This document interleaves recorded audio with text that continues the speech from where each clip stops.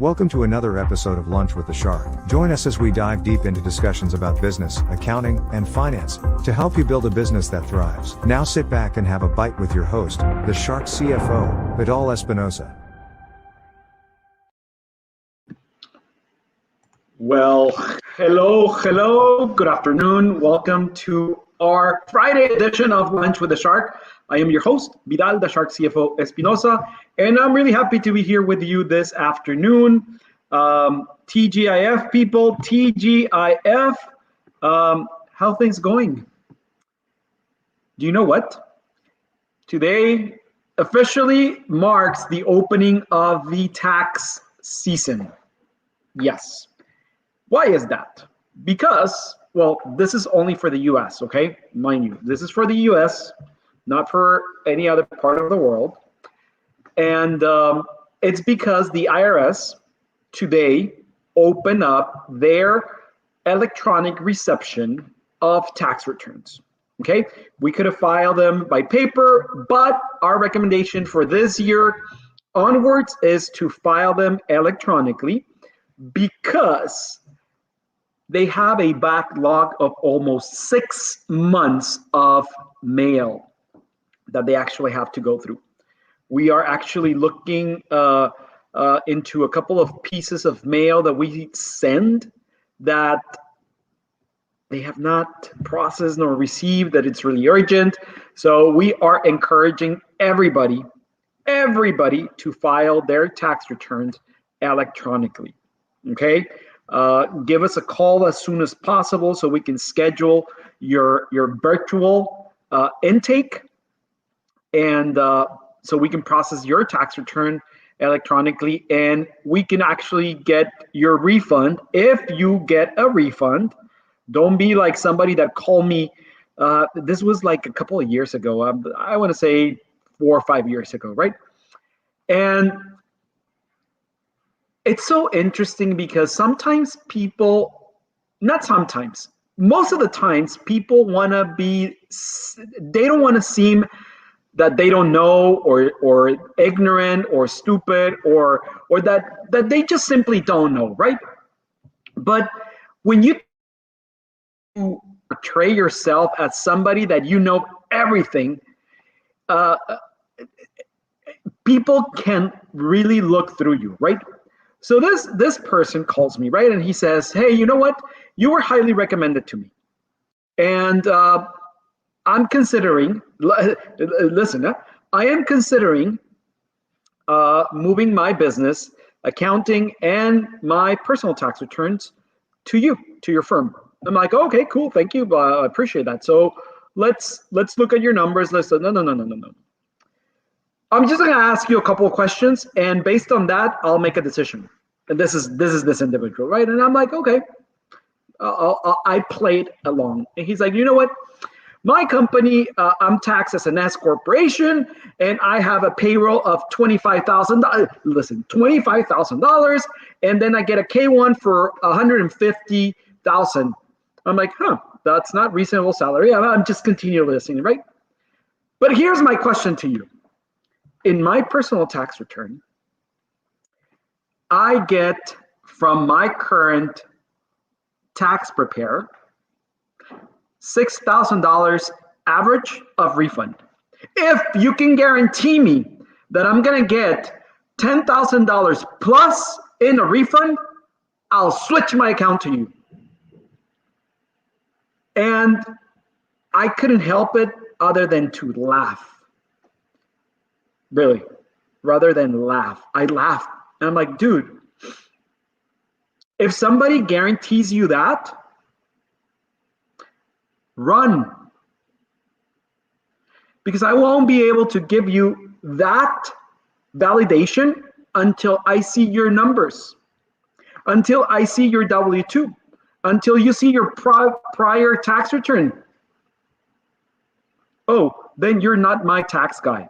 I'm for sure not your tax guy, dude. Like, I would not be doing time on your behalf, because whomever guarantees you that, it's going to be lying in your tax return. If your tax guy answers you, it all depends on your numbers and this and so forth and so on, that's your tax guy.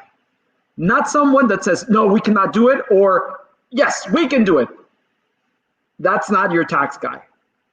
So schedule your tax appointments with us. And let me tell you one thing. We have another premiere this afternoon. So play the video. Started it as a wholesale company. We were actually going to start exporting Russia vodka into Mexico market.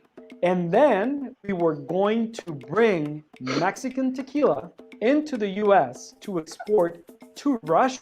But when I actually figured out that I had hit bottom, when it was time to really focus on the future, that's when I said, I'm an accountant. Do what you went to school for. That's what my mom said. Stop playing around, stop wasting my money, and start earning yours. I don't know what you guys were able to see or understand, but this is a video as to why or in how Invictus Advisors came to be. I actually had gone through a rough path after shutting down or selling my restaurants. And as you might yet all be aware, I actually was kidnapped in Mexico for ransom. And as part of that, I had to sell my restaurants and my catering business. And I actually was like in a little bit of a rough spot. And I was trying to get myself back together, and which I did. If you've done it once, you can do it 2, 3, 4, 5, n number of times. It doesn't matter. Once you've done it once, you can do it all the time. The only thing is your mindset. You don't need to be consumed, or you cannot be shelled, or you cannot be in your own cocoon, licking your wounds and not do anything. So as I say on my TEDx talk, nobody told me, hey, Vidal, you hit rock bottom. It's now time for you to lift, get out. No, it was just a little push. It was just me realizing that, dude, you either you shit or get off the pot, right? I needed it to follow my own advice. So that's how we started it. We started it by a friend of ours saying, hey, you know what? I have Russian vodka. Do you want to distribute it in Mexico? And then a cousin of ours, hey, do you want to distribute tequila in the US? And this Russian guy said, hey, I want to buy tequila for Russia. And that's how it started. It actually was Invictus ITG, International Trading Group. And then my mom said, you know what? Stop playing around. Focus on what you went to school. Focus on your basis. Focus on your foundation. Focus on that. And I was like, yeah, she's right. Most of the time, right? And I said, fuck it. I'll go back, focus on the current clients that I still have, and start growing from there. And here we are, 7 years later.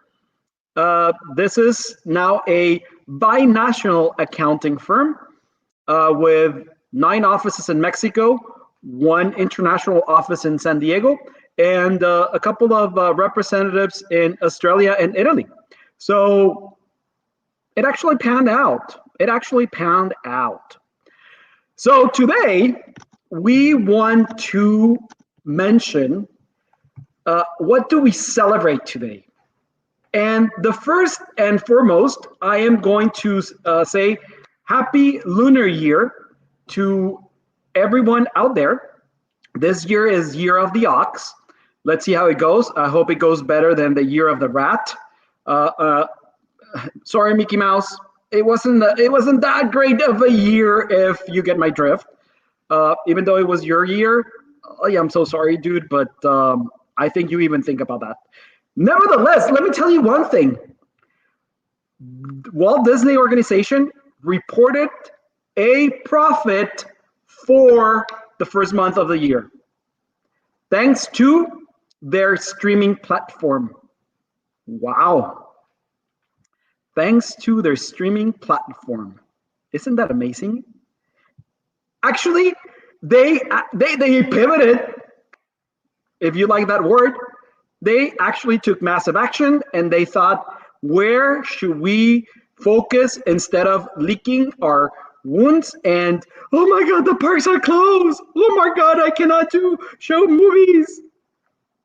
They didn't do that. They actually made decisions like that, right? So also, we celebrate today, it's Abraham Lincoln's birthday. Happy birthday, Abraham. Also, we celebrate Darwin Day. Interesting. We also celebrate National Freedom to Marry Day.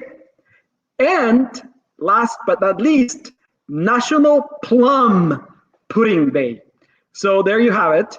If you're into those celebrations, if you love plums, get your plum cake and celebrate. Celebrates Abraham Lincoln's birthday. And FYI, Monday, it's a holiday in the United States. There's no government offices open at every single level. And there's no banks. There's no Wall Street. And our offices are going to be closed in the United States. So if you have anything pending, send us an email immediately so we can program for that, or wait until Tuesday to give us a call in our offices. And let's finalize our cycle on making decisions. Making decisions. This has been a very interesting exercise through the week, because how can I put it out? Everything in our lives, it's a decision. Plain and simple. You make decisions every single second of your life. Every single second of your life. And if you're in business, you have to make decisions. You must forget your fears. You must set aside those, I cannot say your beliefs, because your beliefs are so integrated and convoluted in your business that sometimes, if not most of the times, set us back, right? So we're going to talk about the 5 bad decision-making habits that can actually destroy our businesses. One of the most crucial roles you'll play as an entrepreneur, it's the role of decider. You have to decide. You have to make decisions. You have to rely on your experience, gut, advisors, but it's you who makes the decision. I hate it when somebody calls us and say, hey, what about this? And so what would you do? And they try to navigate us on us making that decision. So therefore, after something goes wrong, they keep pointing the finger. And that's not your job. You cannot point your fingers, because when there's one finger pointing at that person, you have 3 other fingers pointing at you. You did it, blah, blah, blah, blah, blah. You told me, blah, blah, blah, blah. And you see, you have 3 fingers already pointing at you. You are the ultimate decision maker. Guess what? You have to make decisions. Hopefully, one day, you'll rely on a team of advisors from individual departments within your organization. Once you have a complete organizational chart, fully integrated with internal team members or external, outsource it. We are an outsourcing CFO accounting firm, consulting firm. You save a lot of money. It's so funny because yesterday I was on a phone call with a future client. They agreed to our proposal, And he was like, well, let's look at this, blah, blah, blah, blah, blah, and say, so what about your fees? I said, well, I need to prepare a proposal for you. Well, if your fees are going to be like $3,500 a month, I need to ponder what pains are you going to solve and see whether it's valuable or not to pay you $3,500 a month for your services. And I said, well, let me tell you one thing. You won't realize how valuable and how much pain we're going to solve for you if we were to charge you $3,500 a month until the IRS comes knocking your door. They ask you for your numbers, they ask you for your receipts, and you hand them a shoebox. They're going to laugh. And it's not going to be $3,500 of taxes that you will owe, because I'm more certain than not that your tax returns are not accurate. So the pain that you're going to suffer, it's going to be minimum to the pain of me paying me $3,500 a month. He says, you're right. What if I do my own books? Because even though I am an amazing bookkeeper, I still haven't done my books for 2019 and 2020.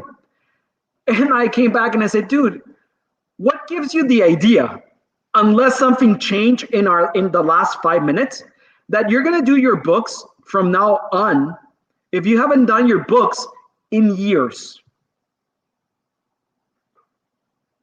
You know what he responded? Yeah, you're right.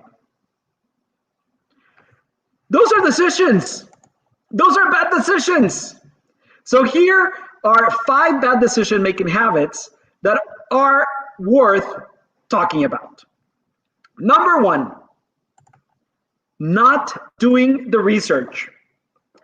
Research can and should go into practically every decision you make, from selecting your business target audience to hiring a new customer service specialist. The amount of time and effort you spend researching should be directly proportionate to the scale of the decision. Obviously, company-altering decisions should be met with greater research efforts than deciding where to go to lunch with a potential new client. People, do your research, due diligence. You have to do it. Don't waste hours and hours and hours trying to find whatever it's going to suit you. Don't waste hours and hours and hours until you find whatever validates your freaking belief. Yesterday, I was on a call early in the morning with someone, and this person says, oh, I'm so sorry, I was late 10 minutes. It's because for the last 3 days, my computer has been acting up, and I'm pretty sure I need a new computer. But I've been dealing with this technical issues for the last week, and I'm trying to solve it on my own. And I was like, dude, how many hours have you invested on you becoming a computer expert, technical, trying to fix your computer? And this person was like, well, probably like 4 hours a day for the last 5 days. And your salary for those 4 hours are how much? Multiply that times 4, that's 20 hours. So you already wasted it. 20 hours of my client's time on trying to fix your computer. Freaking go and buy a computer and stop fucking around. How difficult is it to figure out that? Oh, and I want to look into this report, but I was trying to look it into my own. It's like, why are you trying to look it up on your own if you are just a finger away? You just press dial, call my office, and somebody will guide you immediately to that report. Oh, I wasn't trying. I was trying to find it or look it on my own. Either you don't have a lot of things to do, or I don't know. But what? Oh, I want to research the tax planning that you're proposing. But hey, I found this online, and Google is telling me this and this and this and this and this and this and this and this and this. Dude, you're not a tax expert. Remember, this is California, just for 2021, and this is federal, just for 2021, okay? So be my guest. Waste your freaking time in that instead of focusing in what matters. Number 2, going on instinct. Some entrepreneurs have forged a position of leadership based on charisma and intuition. They likely become entrepreneurs because one day they simply felt like doing it and plunging it headfirst because it seems like a good thing to do. These type of entrepreneurs generally have a great spirit, but they don't last long in the role because they lack grounding. Even more tactical, logical entrepreneurs sometimes suffer from the instinct problem. Well, in some cases, your gut instinct can help you decide between two relatively comparable options. Relying on logic and sound advice is, in the long term, the better strategy. My gut is telling me that I have to hire this person because I like it. My gut is telling me that I have to hire this person because they have positive and good vibe. Oh, the Jiju. And what about their background experience? Oh, they don't have sales experience, but they have very good Jiju. True story. Number 3. My team is they're gonna kill me after this lunch with the shark because, dude, those are true stories. I'm like shocked. It's like, oh no, yes, they have peace and love, and what about sales experience? What about marketing? No, I just feel good energy. 3 months later, oh, they're not the right fit for the job. Hells no. Number 3, waiting too long. Oh. Some entrepreneurs face difficult decisions by delaying them for as long as possible. If an entrepreneur is considering firing a team member, she may postpone the decision because it's difficult, and over time, information may arise that can make the decision easier. However, a destructive team member that is fired 3 months from now rather than today will have caused 3 months of extra damage in your company. I'm pretty sure you have heard hire slow, fire fast. If your freaking gut is telling you that they don't work for that position, fire them ASAP. Oh, but I want to gather more information. I'm going to give them one more opportunity. Oh, no, it's their son's birthday next week. Oh, no, I cannot fire it. Oh, well, it's Christmas in a week. I cannot fire them on Christmas. Oh, my God. Dude, the only one that it's making it worse is you. Letting somebody go, it's not an easy task. It's not. At all. You must learn to do it. It's easier to take a Band-Aid quick than little by little. Number 4, relying on others. As the leader of your business, you should be open to opinions.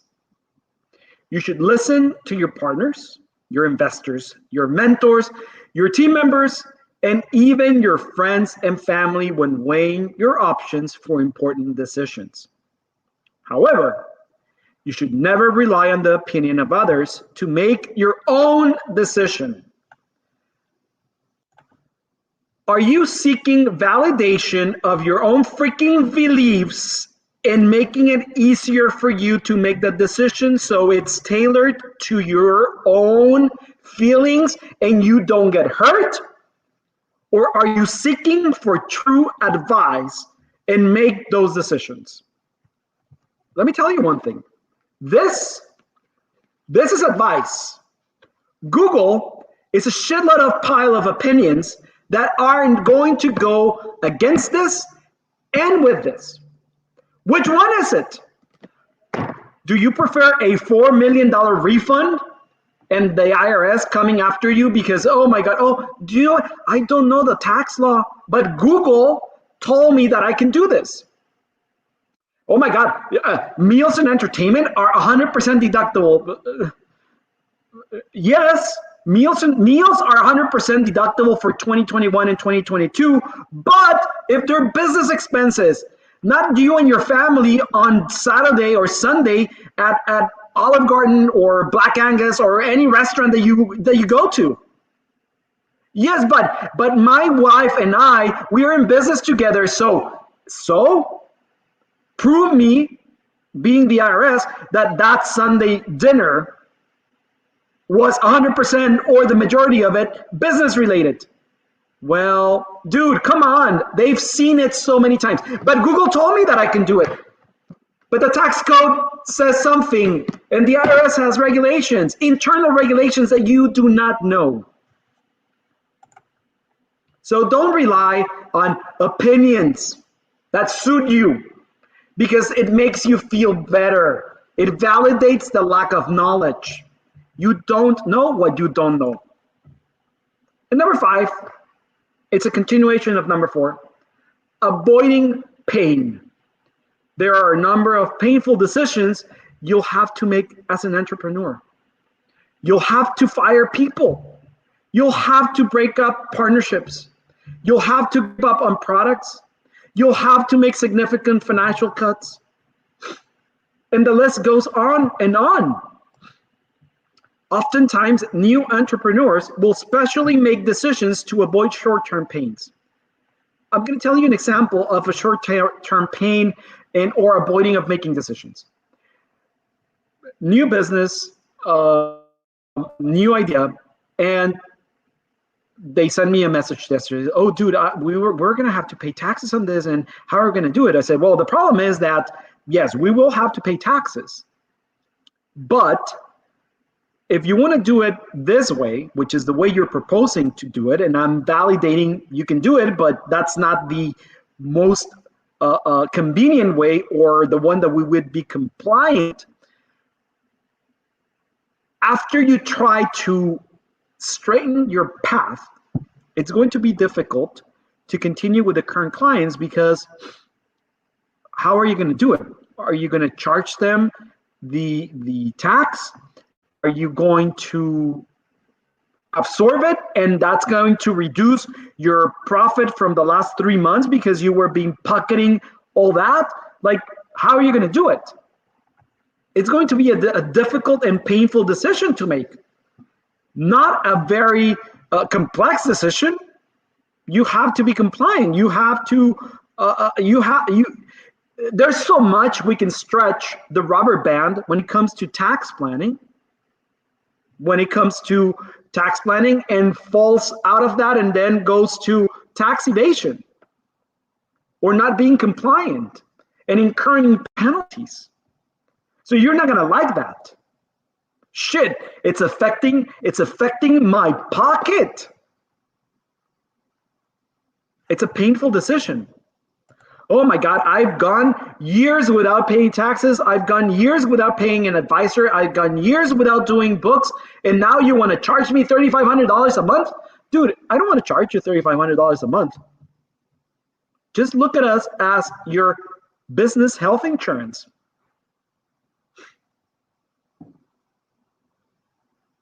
Just look at us as your business health insurance.